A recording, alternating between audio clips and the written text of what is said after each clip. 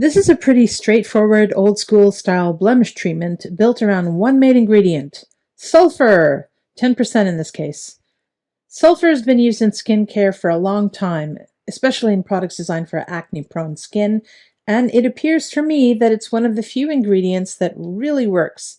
In this formula, the sulfur works as the active ingredient, while the cream base includes things like colloidal oatmeal, glycerin, bentonite clay, shea butter, and sunflower oil to help balance the texture and keep it from feeling too harsh on the skin. The texture is more like a thick cream or paste rather than a lightweight gel. I use this as targeted treatment. I apply a thin layer to the area I'm dealing with, leave it on for about 10 minutes, and in half, maybe 50% of the cases, I rinse it off.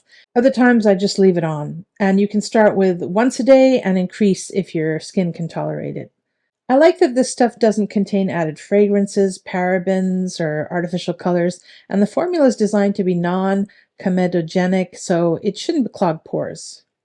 Yeah, it doesn't smell great. Sulfur products have a pretty recognizable smell. The cream can also feel a bit drying depending on how often you use it, which is why I'd say you should just apply it to specific spots rather than the whole face. Overall, this is a pretty no-frills acne treatment. It's a small tube, a concentrated formula, and it focuses on one classic ingredient rather than a long list of ingredients. If you like that kind of thing, I recommend.